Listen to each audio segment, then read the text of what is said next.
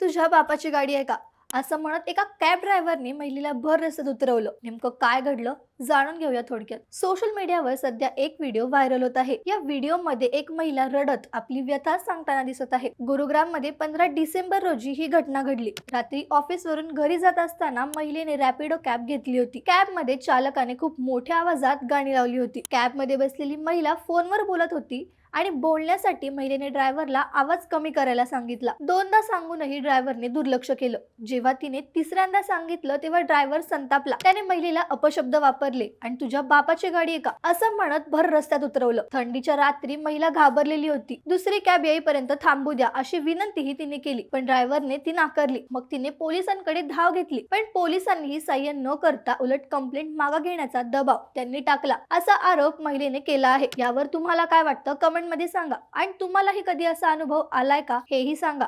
ही reel तुमच्या आई, बहीण किंवा मैत्रिणी सोबतही शेअर करा, जेणेकरून त्याही सावध होतील.